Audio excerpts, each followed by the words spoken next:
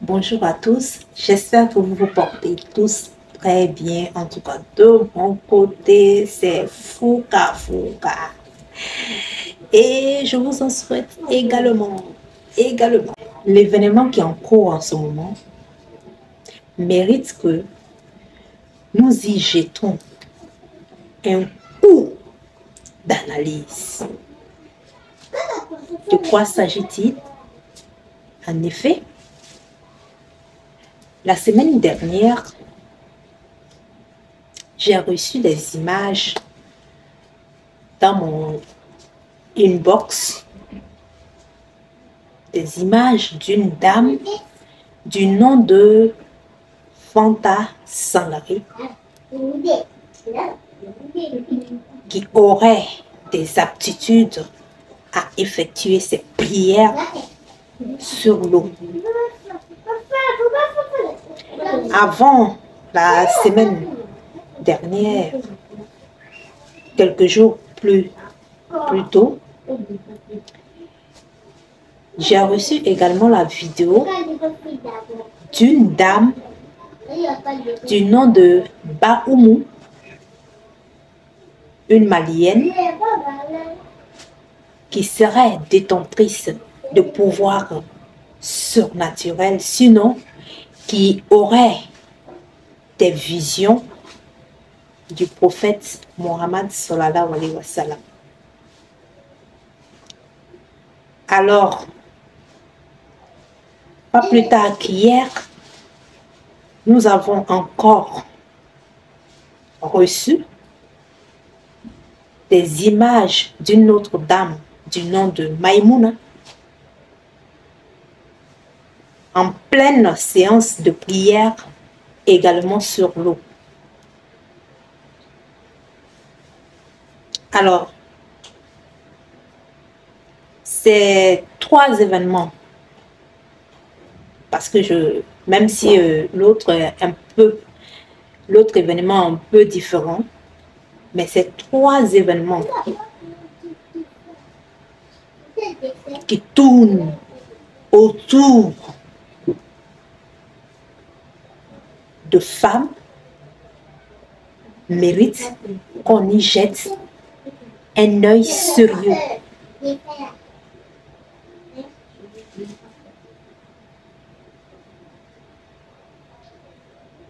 Oui, cela mérite qu'on y apporte une analyse. Parce que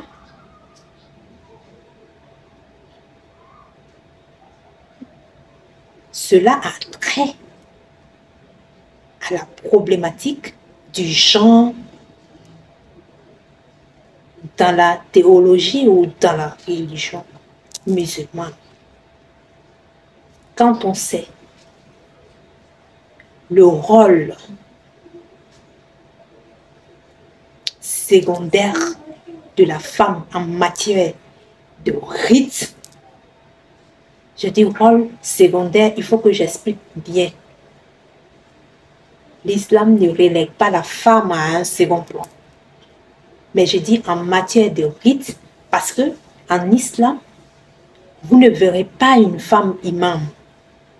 En islam, la femme n'a pas droit à être imam de façon publique. C'est-à-dire, entre femmes, une autre femme peut guider les autres dans la prière, peut jouer le rôle d'imam. Ça, c'est possible. Mais une femme diriger la prière avec des hommes derrière, ça, c'est pas possible en islam. Donc, c'est pourquoi je dis, en matière de rites. Et donc, par le passé, de plus en plus, dans l'histoire de l'islam en Afrique, c'était des hommes qu'on avait l'habitude de voir avec des aptitudes surnaturelles, des hommes qui prétendaient ou qui affirmaient voir le prophète.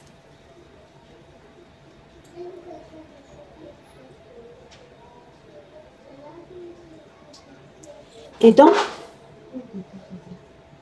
dans ce cheminement-là, il était vraiment rare de voir une femme avoir des pouvoirs de ce genre. Et donc, aujourd'hui, quand on entend Baoumou qui raconte son histoire,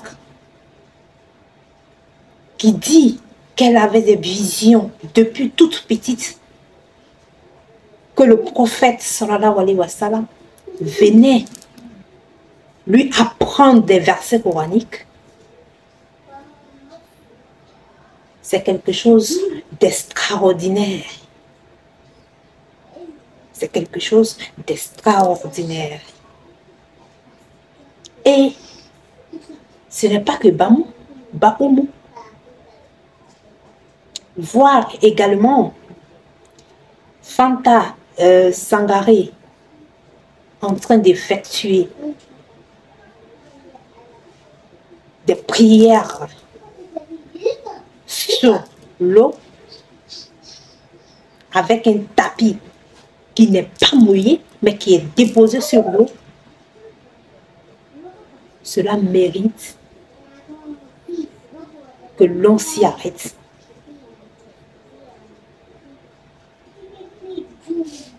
Cela mérite que l'on s'y attarde.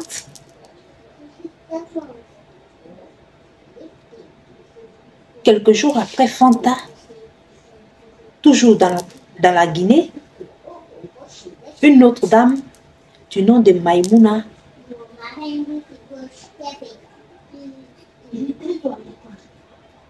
effectue des prières sur l'eau. À ce moment-là, il y a lieu de s'interroger sur l'opportunité de tels événements dans notre société. Même si moi je suis en Côte d'Ivoire et que les deux événements ont eu lieu en Guinée, n'empêche que je suis africaine et en tant que chercheur, je dois m'y attarder pour comprendre ce nouveau phénomène qui pourrait se déporter dans plusieurs autres régions de l'Afrique. Donc c'est important de chercher à le comprendre maintenant. D'ailleurs, il y a quelques années, en arrière, pour ne pas dire il y a 2 ans, ici en Côte d'Ivoire, à Kolia, il y avait une dame qui avait des pouvoirs surnaturels. Une dame du nom de Hadissa Touré, qui faisait des prodiges, qui a drainé du monde à cause de ses pouvoirs surnaturels. Donc, nous voyons bien qu'il s'agit d'un phénomène qui est en train de se développer, mais un phénomène, si nous voulons mieux le comprendre, il faut s'attarder sur les considérations de genre.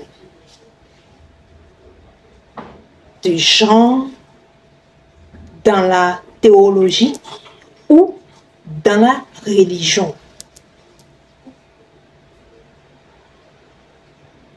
Pourquoi c'est maintenant que des dames peuvent sortir avec des images, des vidéos sur les réseaux sociaux qui se prolifèrent sur les réseaux sociaux.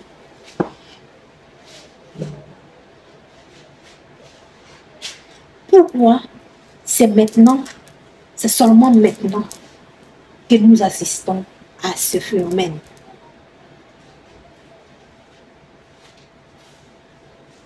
Il faut dire que longtemps,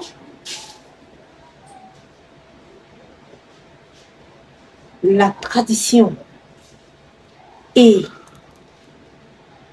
la religion musulmane ont été confondues. De sorte que il était difficile de pouvoir faire la part des choses entre les deux.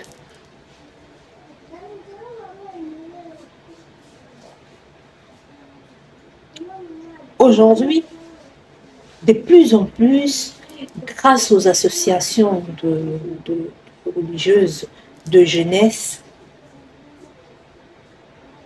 grâce aux plateformes musulmanes,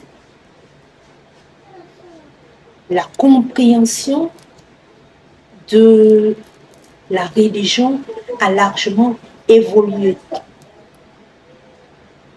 De plus en plus, on dit la femme est capable en matière de rite de faire ce que l'homme peut faire. À part quelques objections, comme être imam, en matière de rite, la femme peut être amie de Dieu, wali, comme Baoumou, la Tess, Baoumou du Mali, la Tess. La femme peut être un savant, oui, ce qui n'était pas évident par le passé.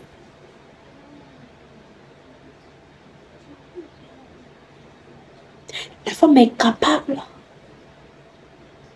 d'être plus proche de Dieu, même que l'homme, en matière d'adoration. L'équité entre hommes et femmes est valable. Donc, on comprend mieux maintenant pourquoi, avec l'avènement des réseaux sociaux, ces femmes, de plus en plus, ont le courage d'utiliser ces outils-là pour se faire connaître, pour démontrer que il y a des femmes également qui atteignent des niveaux supérieurs en matière de religion. Pour démontrer que les femmes aussi sont capables d'être des walis. Mais en même temps,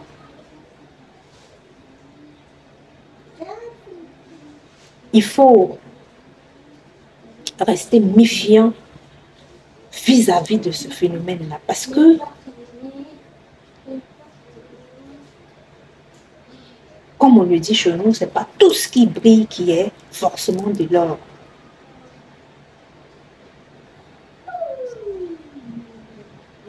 Notre imam avait l'habitude de nous raconter une anecdote. L'anecdote d'un homme de Dieu qui avait des pouvoirs surnaturels Mais un jour, le secret de cet homme de Dieu a été mis à nu. Il avait un arrière-grand-père qui était un wali, c'est-à-dire un ami de Dieu. Donc, ce grand-père-là était un homme saint. Il a récupéré un ossement de son arrière-grand-père. Et donc, chaque fois qu'il formulait des vœux, il avait l'os là dans sa main et il disait à Dieu que à cause de celui dont je détiens dans ma main l'ossement. Et comme le monsieur était un wali, la chose immédiatement se réalisait. Donc, si vous n'êtes pas au courant de ce secret-là, vous voyez que vous allez vous fourvoyer. Vous allez vous fourvoyer. Vous allez vous fourvoyer. Et sur la question, j'ai connu vraiment pas mal d'hommes de Dieu qui accomplissaient des miracles, qui pouvaient dire à la lune, déplace-toi de là, mets-toi ici. Et la lune s'exécutait. Qui pouvait dire au soleil, déplace-toi de là, assombris-toi. Oui, dans mon expérience personnelle, j'ai vu ça. J'ai vu des hommes de Dieu faire ça. J'ai vu des hommes de Dieu faire accomplir des miracles. Et non des moindres, hein, des miracles. Mais après, avec mon analyse, parce que moi, je ne suis pas les gens qui suivent les gens. J'ai mon esprit critique. J'ai ma faculté d'observation.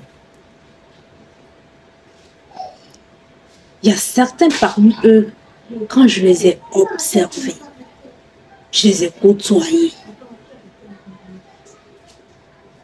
Au finish, il y a des choses qui n'étaient pas assez claires. En tout cas, des choses qui choquaient l'entendement. Mais quand avec ma curiosité, quand parfois je demandais,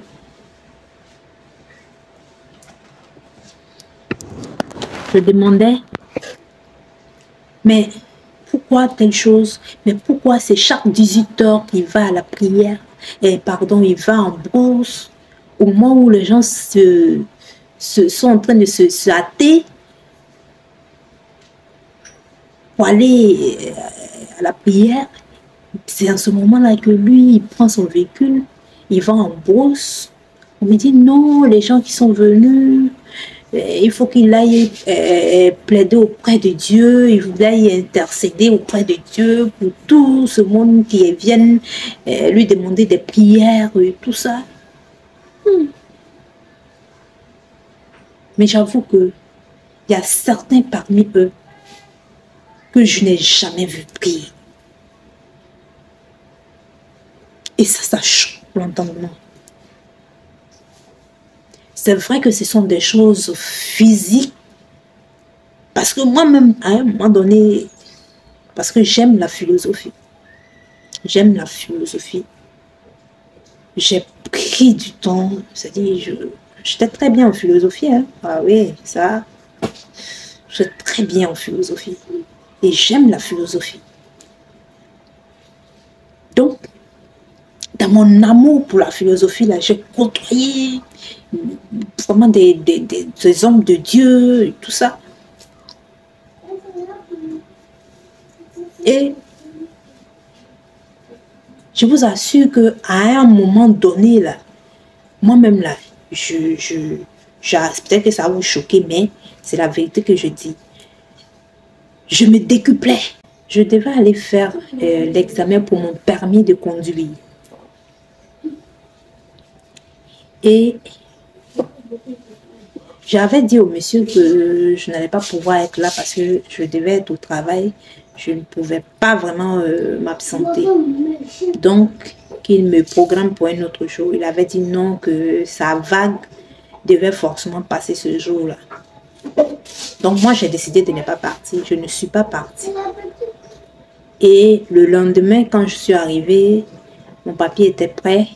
Et le monsieur m'a dit, ah, félicitations. Aussi, une fois, j'étais avec mon frère et puis il y a quelqu'un qui m'appelle et qui me dit, ah, qu'il m'a vu quelque part. Je dis, ah bon? Il a tellement discuté que je dis, ah ok. Mais c'était pas moi, je sais pas. Une fois également à Korogo, on avait un événement, moi je suis pas partie. Et il y a mon responsable qui m'a dit, ah, que je t'ai vu à la Rose Blanche, j'étais là-bas, tu es rentré, tant. Je lui ai demandé, j'étais habillée comment, il a dit, tu étais habillée comme ça, tu es rentré. Il dit, c'est pas moi, je n'étais pas là-bas. Il dit, non, c'est toi. Et je t'ai même parlé, tout ça. Je dis, ah bon? J'ai pris ça comme ça. Donc moi-même là, je me dédoublais. Oui, je me dédoublais. Mais je n'avais pas cette conscience de cette force. Je n'avais peut-être pas conscience de cette force-là. Donc, vous voyez. Mais pour revenir à l'homme de Dieu, tu voyais souvent des choses vraiment qui choquent l'entendement. Quand tu demandes, on te dit non. C'est-à-dire, on te raconte des choses qui ne te convainquent pas, mais tu prends ça comme ça. Ça ne te convainc pas, mais tu prends ça comme ça. Mais ton esprit te dit qu'il y a quelque chose qui ne tourne